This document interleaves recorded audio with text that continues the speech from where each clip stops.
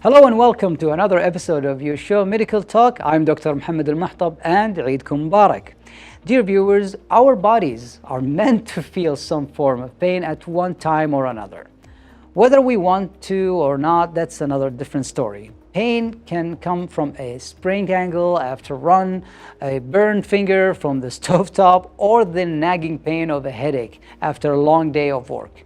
Pain is pain and it's not fun. On another hand, feeling pain is actually important because it is a warning that something is wrong in your body. The nervous system innervates every organ in the body, which means that a person can experience nerve pain in any structure of the body. It is because of the nervous system that people experience painful stimuli in the first place. The way the system works is a signal is actually sent along the nerve to the brain where it is interpreted. But what about nerve pain versus muscle pain? Are we able to tell the difference? Lots of valuable information about this important topic we will discuss with our guest today, Dr. Abdulhamid Hamad. He's a board certified in physical medicine and rehabilitation. He is also having a subspecialty in chronic pain medicine from the University of Toronto in Canada, but right after this short break.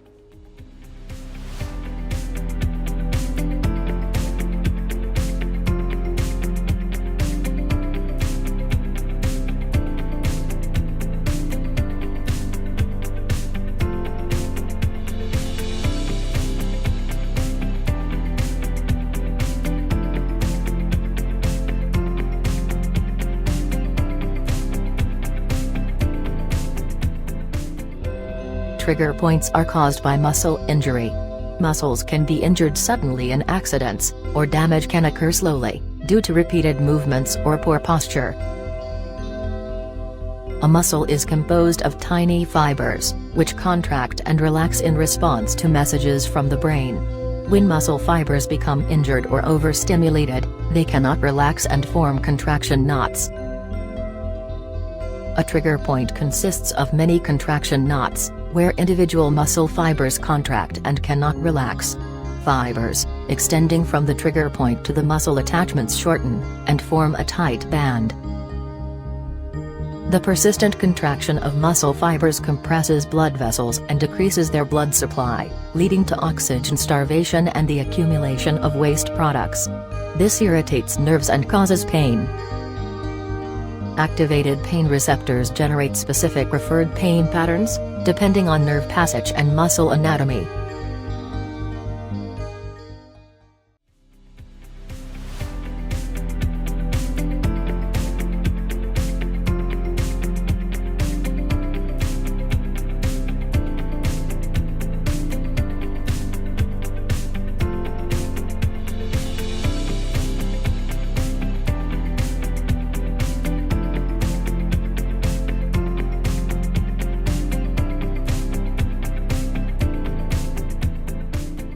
Hello and welcome. We're happy to have with us in the program Dr. Abdulhamid Hamad, a board certified in physical medicine and rehabilitation. Welcome to Medical Doc, Doctor. Thank you so much, Dr. Muhammad. Thank you. Thank you so much. Doctor, we have a lot to talk about, but I guess in the beginning we would like to highlight to our viewers the main difference between muscle pain and nerve pain. Sure. So thank you for having me to talk about this very important and vital topic, which is about pain. Before answering your question, give me just 1 minute to talk about pain in general, because everyone has experienced pain. Yes. And we were bothered by it, right? Yes. But would you believe that pain is a blessing? Yes. And I'm going to tell you how. How? So, for instance, when somebody accidentally touches a hot oven, the pain rings a bell calling for an action, and the person immediately pulls back their hand. Otherwise, a serious or even devastating burn might happen. Absolutely. So that said, and if you look at the pain this way, then you're gonna realize it's really a blessing. It's a good thing gift from Allah. Yeah. Yes. Absolutely, because it's protecting us. Yeah. Right. However, when the pain lingers and it becomes like a chronic, it lasts for a long time, then it becomes a problem by itself, requiring a special intervention. And here we, as a pain expert, come in to help the patient solving this problem. Now, let me go back to your question about muscle pain and the difference between muscle pain and nerve pain. From the name, simply we can say muscle pain is that kind of pain coming from muscle problems. When there is a problem with the muscles causing pain, or nerve pain, the pain is arising or attributed by any nervous system problem. And as you know, the nervous system can be divided into two main groups or organs. It's like a central nervous system that include brain and spinal cord, and the peripheral nerves, which innervate joints, muscles, and other organs. Exactly. I think it's also important to highlight there are different functions for the nerves. It's not just sensory. Absolutely, yeah. So can you distinguish that for our viewers just before we go into more details? Yeah. If we're talking about the peripheral nerve, there are like three types of functions. One of them, the sensory, which which take the sensation, and the motor, which provide the impulse for active muscles to do the muscles, and the autonomic nervous system, which controls automatically our organs like heart, breathing, which we do that involuntarily. So, and all these are basically controlled by your nervous system, basically. Absolutely. Okay. Now, what can actually cause nerve pain? Yeah, any lesion that affects the nerves might cause pain. For instance, one of the main, most common, diseases or problems is the burning feet pain in the patient with diabetes. And this is coming from the neuropathy or the nerve damage due to the increased blood sugar and insulin. This is a very common issue. One other problem is the carpal tunnel syndrome, in which the median nerve is compressed in the wrist and causing a lot of hand pain. And again, with the brain injuries, like having stroke, a patient might have like pain, central pain, spinal cord injury, they might have pain. So those are some examples about the most common diseases that are causing nerve pain. Can a viral infection cause a nerve damage or nerve pain? Yeah, sometimes it does, yeah. There is like neuritis. We know about neuritis, for instance, like either in the brain, encephalitis by viral infection, or the peripheral nerves. We know sometimes the cranial nerve, which is Bell's palsy, most of the time it's coming from a viral. There is like theories behind that. It's not very well confirmed, but there's a theory saying that this is a neuritis for the seventh nerve, cranial nerve, leading to Bell's palsy. Yeah. And what about, because we talked about this in other episodes, the autoimmune system sometimes. Yeah. Could it attack the nervous system and could cause also pain? Yeah, I mean, the autoimmune system, so auto nervous system is like, we know that it's parasympathetic and sympathetic, and usually it governs the function of the heart, blood pressure, temperature, respiration, and internal organs. And there might be some cases with pain, if there's like any tumor or other issues compressing on the nodules. So what is the common symptoms associated with the different type of pains, basically? How do we distinguish, for example, the nerve pain from a muscle pain and other kind of pains, like, for example, as you said? Yeah, absolutely. The location plays a role. If the patient is complaining from pain in this area, usually it's a kind of muscle pain. If it's a kind of aching pain, it's a muscle pain. If it's, in located pain, usually it's like a muscle pain. And again, for the muscle pain, there is some localized muscle pain which comes after strain or trauma or something like that. It's localized, or generalized or widespread, like fibromyalgia, which is a very common issue, which all coming from the from the muscles in the body. When it comes to the nerve pain, we know the nerves are structures in a very well organized way. It's like either brain, spinal cord injury, and the peripheral nerves, they have like specific route they can follow. For instance, we know that each nerve has its own dermatome, meaning the topography of the skin. So when there is a pain, usually it goes through that nerve. And as a doctor, we know that it's in this area, linked to that type of, or that kind of nerve. So you can basically trace it. You can trace it, absolutely. And then you can find basically it could be caused by a hernia or a disc or something like that. because that can actually be linked. Yeah, yeah. And that we can distinguish if it's a muscle pain or a nerve pain. Yeah. I mean, with the nerve issues, usually we say where and what. Where meaning where the lesion, where the lesion is, or what's going on, what's going wrong. Exactly. So it's a kind of diagnosing what's behind the pain. Okay, it's kind of an unusual question, but do you think sometimes numbness to some part of the body could actually develop into pain? Yeah, usually a lot of patients are coming to the clinics saying that we have a numbness. So numbness is a very common symptom that really bring patient to see a doctor. And numbness, in many cases, it's one symptom of the nerve damage. It's not only the all the symptoms, but it might be like one symptom of nerve damage besides like feeling tingling, feeling pins and needles, and burning pain. So a lot of time there is like a combination between these symptoms and the numbness associated the pain. Yeah, most of the cases. So is it fair to say that there are some external factors that could cause the nerve damage and some maybe internal factors that could cause the nerve damage?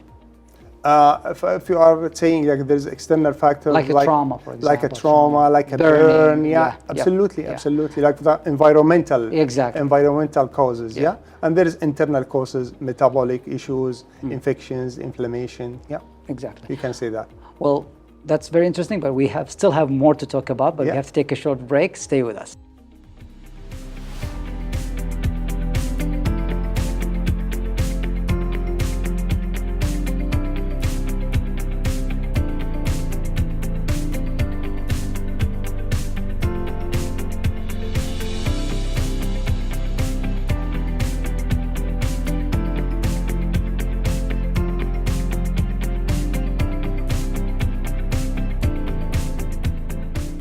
Welcome back. We're still talking in the studio with Dr. Abdul Hamid Hamad. Doctor, before the break, we were talking about nerve damage and all the other factors that actually could induce nerve damage.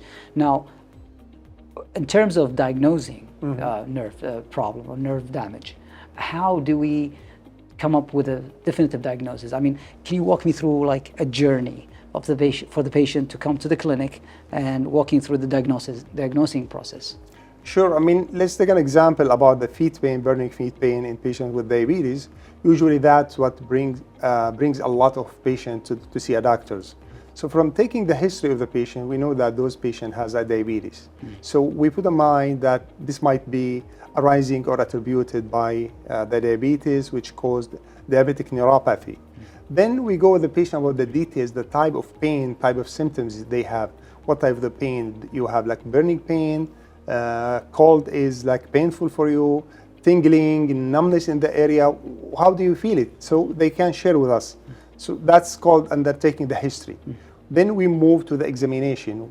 There are like several tools for examining the sensation. We have pinprick. We use some sharp tool to check one type of sensation. Then we use like soft thing like a tissue or a cotton tip to assess another type of sensation. We use vibration. We use like heat and cold to test all modalities of the sensation. And also we identify the region that is affected. Is it only the feet or up to the knee? And if there is any dermatome, as we mentioned before the break, if this is like following any peripheral nerve or it's like SOX distribution. So that will guide us that it's more likely coming from the diabetes neuropathy. Then there is like a simple questionnaire, bedside questionnaire. We ask the patient to fill it in. It's called DN4. There are some questions the patient answers. Then I, like a physician, we examine the patient and answer the rest of the question. We sum the results, and based on the sum, we can see how likely the patient has the diabetes neuropathy. Then if we still need to confirm the diagnosis, then we refer for electrophysiological studies, nerve conductive studies, to test the nerve using the electricity to see the velocity or the movement conduction in the nerve, to see if what kind of impairment the nerve has. Then based on that, we put all together to establish the diagnosis, and we share the result with the patient, saying, okay, this is the diagnosis. You have like a diabetes, Exactly. diabetic neuropathy. Exactly. Would you collaborate with the other doctors, like for example, endocrine? Yeah. Again, we collaborate with the neurologist to do the nerve conductive study. In some hospitals, we as a physiatrist, we do it. But if the facility is not there, we need other colleagues from the neurology to help us doing the electrophysiological studies. And again, when it comes to the treatment, absolutely, we need the colleagues from the endocrinology to control the diabetes, which is the main leading cause for the problem. Okay. It's interesting that you mentioned about the conductivity. Yeah. And the modality of the sensation, basically, because I know there are some patients who actually can feel the pressure. Yeah. If you tap on their feet, for example, they can tell you that I can feel the pressure, but they cannot feel the needle, for example. Yeah. So there are two different receptors. Absolutely.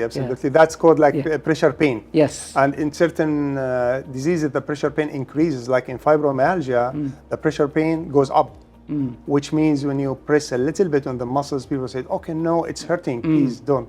I can't tolerate it. Although the pressure is very minimal, but because their pressure pain threshold goes very, very down. Very low. And other cases, it's not affected, depending on the type of the nerves or the sensors are affected. Yeah. Okay.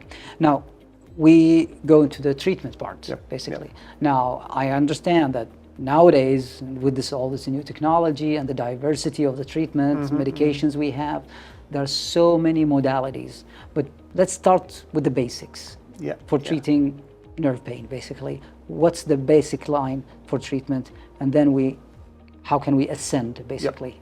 I mean, after establishing the diagnosis, then we know where the problem is coming from.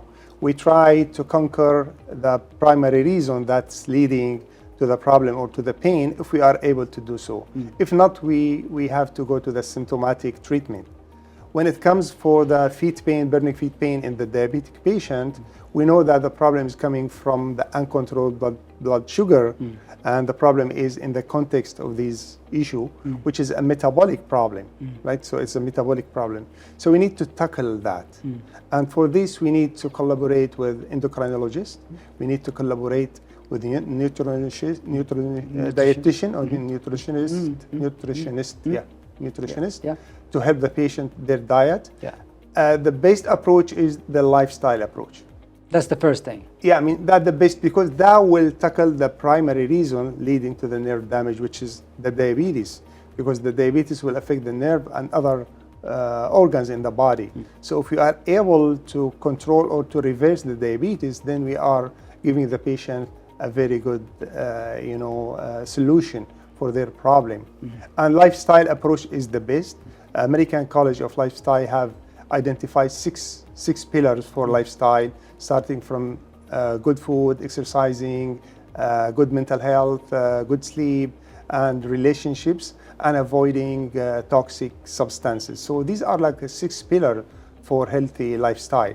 If we are able to take the patient through this journey, we will be like achieving a great result.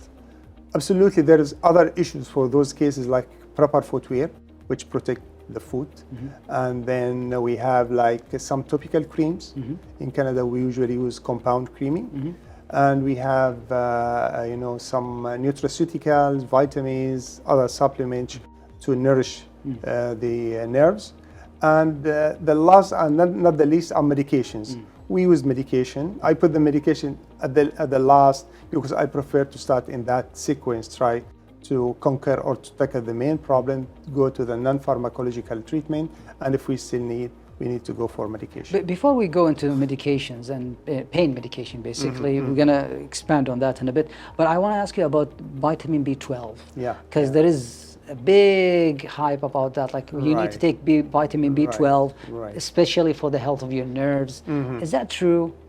Yeah, for some extent it is, because our nerves really needs B12 to function very well.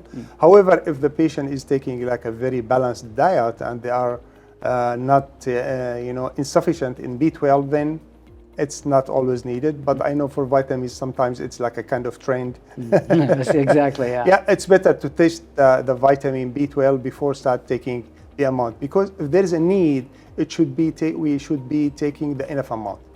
So we'll say, some people will say, okay, let's take vitamin B12, but they're gonna take a small amount, which is not enough to replace what they are lacking for. Exactly. So if you decide to take it, please do the test, then take how much you still need. And the main challenge, I guess, for us as physicians is to fight all the false information that the patient can actually receive from social media and from other resources that not basically reliable.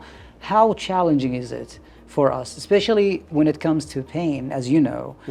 It's sometimes very hard to explain or very hard to define the cause. So sometimes the patient might actually drift away and use other resources, non-reliable resources, like, for example, social media.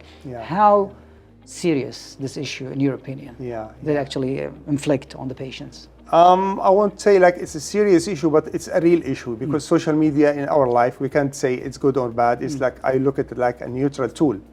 So it might bring something good, it might bring something bad to the patient. And we, like as a physician or other healthcare provider, we can utilize the social media to provide some good information, educating patient about what's there, how to take care of themselves, how to deal with the pain. I mean, educate them about their pain. So we can use this as a healthcare provider. We can use the social media to educate patient and guide them safely to take care and to self-manage their problem. And of course, there are a lot of people who are abusing the social media to give like a false medication and false hope for patients. Exactly. And I see a lot of them with like hundreds or thousands of followers. They are listening to them. So patients need to be very careful nowadays where to take the exact information, the good information. I'm going to shift the subject now in a completely different direction. Really? As you know, now we have the pilgrimage basically coming back, and they just finished their Hajj rituals. So if you want to give one advice for the pilgrimage, basically, what would it be? Yeah, sure. First of all, let's say like Eid Mubarak for everybody, and Hajj Mabrur, inshallah, for everyone. And we wish them like all the best. So, of course, I mean, going to Hajj, it requires a lot of movement and being very active. At the time, most of us nowadays are, minimally active. So there's a transformation between minimally active to be like hyperactive. Exactly, fully almost active. all the day, fully active throughout the day, doing manasik and moving from one place to another. So that will add a lot of burden to their musculoskeletal system, like muscles, joint, etc., etc., etc. So when they will come back, most of the time they will be having some kind of pain. If it's a mild pain, they can rely more on the natural resources, natural modalities, like using some heat pads, using some ice massage to massage the area. They can use some topical creams, some oils to do massage as well, taking some rest, sleeping well, taking some nutraceuticals like magnesium, vitamin D that might help their pain. And of course, they need to see a doctor if there is like a serious issue like a swelling, if there is a numbness, severe numbness, severe pain, if there is any weaknesses in their muscles. So they need to see a doctor that might be indicating some serious issues behind the problem. Doctor, thank you so much for your time and for all the valuable information that you shared with us. And hopefully we'll be able to have you again with us in the studio in the future. And thank you so much for sharing all the information with us. My pleasure, Dr. Muhammad. Thank you so much to giving this opportunity to communicate with people and try to, shed some light about these important topics, nerve pain and other type of pain. I'm sure we didn't cover everything, but hopefully we'll have another episode with that.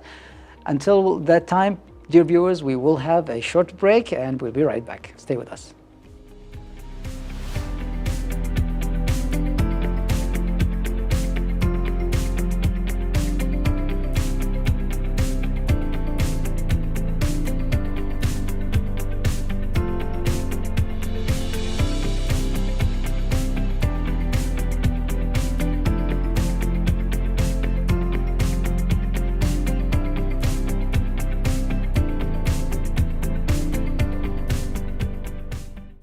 Assalamu alaikum.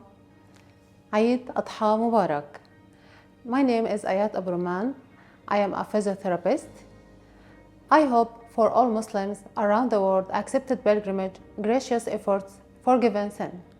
Today, I will talk about some exercise pilgrim can use to prepare his body muscles to reduce pain and avoid injuries, increase flexibility, mobility, stability, improve posture of the body during his journey, to avoid injuries, impairment, or any muscle fatigue. First exercise will be for quadriceps muscle stretching. This is muscle in the front of the thigh. We will apply this exercise.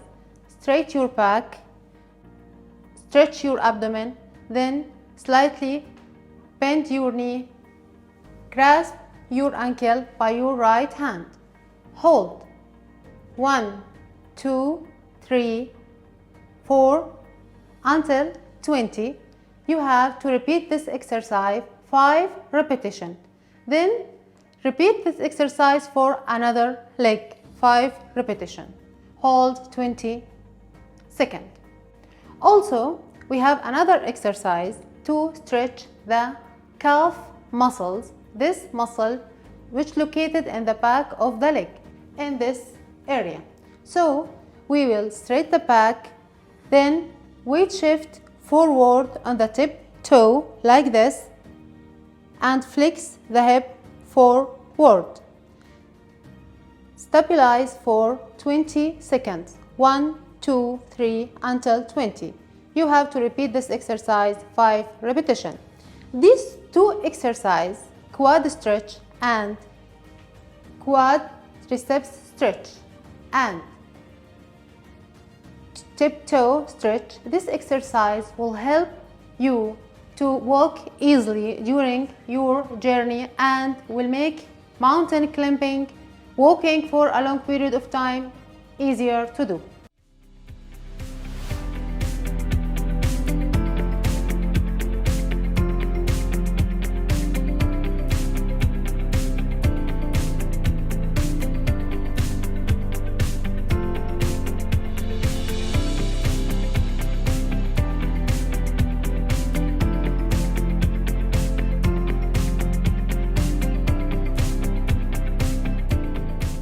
Staying physically active is the key to help your body stay healthy. And that is why we always make sure to show you our fitness segment to help you with your exercise routine. So let's watch together.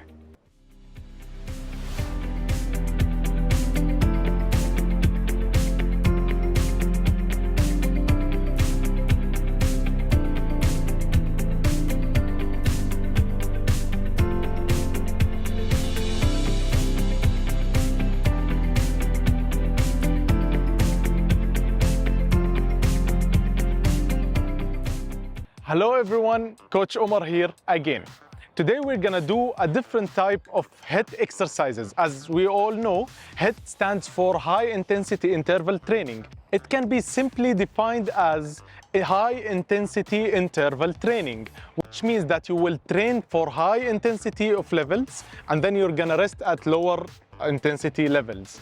It's so simple that you don't need equipment, so there are no excuses. Once again, you can do it at home or at the gym when you are having your headphones on and ready to get that pump going. It starts with high knees. You're gonna stand in your position and lifting up, alternating your knees up and high as a warm-up and starting to feel your legs burn. You're gonna do it for 30 seconds and you're gonna rest for 20 seconds and hit the next exercise. The second exercise, which is squat pulses, you're gonna stand shoulder width apart and you're gonna turn your toes to slightly face outwards. And then slowly start lowering your body deep enough so that your legs are parallel to the ground. And you're gonna maintain this position for 30 seconds and then you'll feel your legs starting to burn. Maintain this position for 30 seconds and then rest for 20 seconds and hit the next one. The third exercise will be hip thrust bridges. You're gonna lie in a supine position on your back on the ground. You're gonna alternate your kicks between the right leg and the left leg. It's a very strong exercise for glutes. And remember, strong glutes can only indicate a healthy spinal cord. And then you're gonna do this exercise for 30 seconds, and then you will rest for 20 seconds and head for the fourth exercise. As for the fourth exercise, it's Russian twist. It's a superb core exercise. It will build your muscles that stabilize your spinal cord.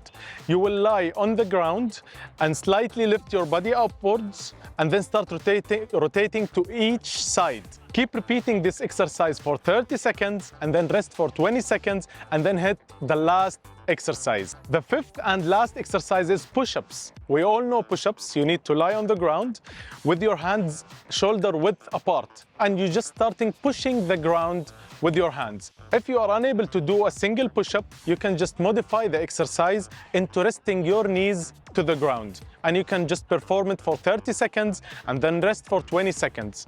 And there you go.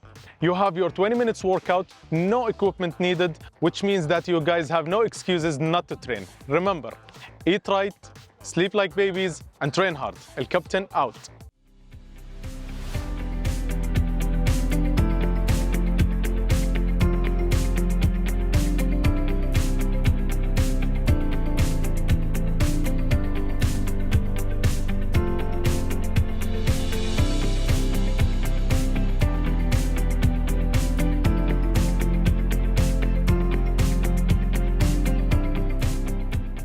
Well, that's it for our show today. Hope that you enjoyed it.